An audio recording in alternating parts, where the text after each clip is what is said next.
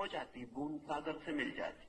और जो सवाल हमारा चेतन मन नहीं खोज पाया, वो हमारा अचेतन गहरे में जो परमात्मा से जुड़ा है खोज पाता है।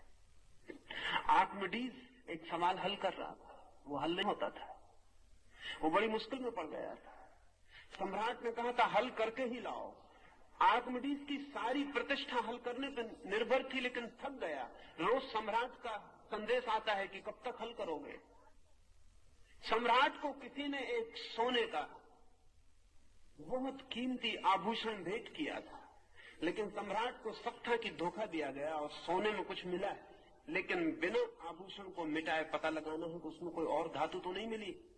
अब उस वक्त तक कोई उपाय नहीं था जानने का, और बड़ा था आभूषण, उसमें कहीं बीच में अगर अंदर कोई चीज डाल दी गई हो तो वजन तो बढ़ ही जाएगा। आर्किमिडीज थक गया, परेशान हो गया। फिर एक दिन सुबह अपने टब में लेटा हुआ है, पड़ा हुआ है, बस अचानक नंगा ही था, सवाल हल हो गया, भागा, भूल गया। आर्किमिडीज अगर होता तो कभी ना भूलता कि मैं नंगा हूं। सड़क पे आ गया और चिल्लाने लगा, एरेका एरेका, मिल गया, और भागा राजमहल की तरफ। लोगों ने पकड़ा कि क्या कर रहे हो, राजा के सामने नंगे पहुंच जाओगे। उसने कहा लेकिन ये तो मुझे ख्याल ही न रहा। घर वापस आया, ये जो आदमी सड़क पर पहुंच गया था नग्न, ये आर्किमिडीज नहीं था। आर्किमिडीज सड़क पर नहीं पहुंच सकता था, ये व्यक्ति नहीं था। और ये जो हल हुआ था सवाल, ये व्यक्ति की चेतना में हल नहीं हुआ था, ये निर्व्यक्ति चेतना में हल हुआ था। ये बाथरूम में पड़ा था अपने टब में, रिलैक्स, शिथिल, ध्यान घट गया, भीतर उतर गया, सवाल हल हो गया। जो सवाल स्वयं से हल ना हुआ था वो टब ने हल कर दिया। टब हल करेगा सवाल।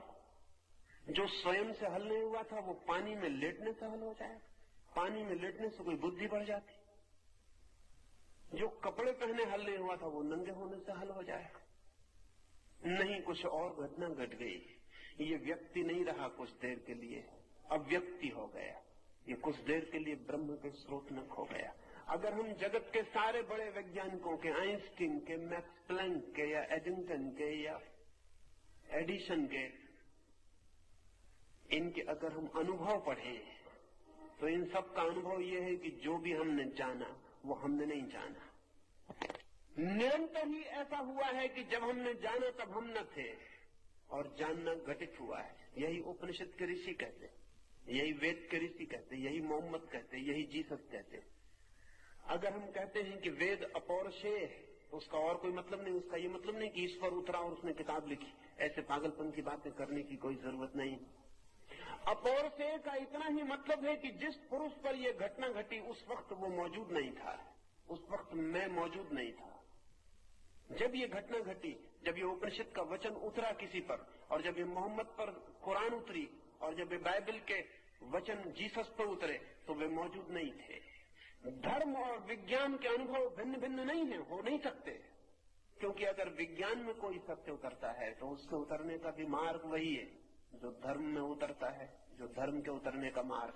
सत्य के उतरने का एक ही मार्ग है। जब व्यक्ति नहीं होता तो परमात्मा से सत्य उतरता है, हमारे भीतर जगह खाली हो जाती, उस खाली जगह में सत्य प्रवेश करता है।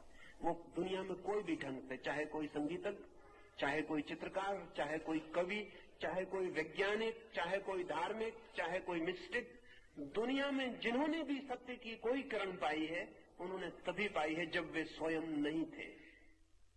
ये धर्म को तो बहुत पहले से ख्याल में आ गया, लेकिन धर्म का अनुभव 10,000 साल पुराना है। 10,000 साल में धार्मिक फकीर को, धार्मिक संत को, धार्मिक योगी को यह अनुभव हुआ कि ये मैं नहीं हूं।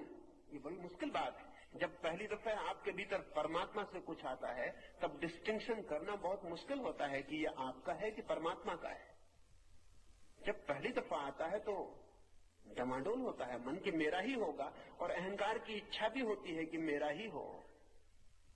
लेकिन धीरे धीरे धीरे धीरे जब दोनों चीजें साफ होती हैं और पता चलता है कि आप और इस सत्य में कहीं कोई तालमेल नहीं बनता, तब फासला दिखाई पड़ता है, डिस्टेंस दिखाई पड़ता है। विज्ञान की उम्र नई है अभी, 200-300 साल, लेकिन 200-300 साल में वैज्ञानिक विनम्र हुआ है। आज से 50 साल पहले वैज्ञानिक कहता था जो खोजा वो हमने खोजा, आज नहीं कहता। आज वो कहता हमारी सामर्थ्य के बाहर मालूम पड़ता है सब। आज का वैज्ञानिक उतनी ही मिस्टिसिज्म की भाषा में बोल रहा है, उतने ही रहस्य की भाषा में जितना संत बोले थे। इसलिए जल्दी ना करें, और 100 साल, और वैज्ञानिक ठीक वही भाषा बोलेगा जो उपनिषद बोलते हैं। बोलनी ही पड़ेगी वही भाषा जो बुद्ध बोलते हैं, बोलनी ही पड़ेगी वही भाषा जो अगस्तीन और फ्रांसिस बोलते हैं, बोलनी ही पड़ेगी।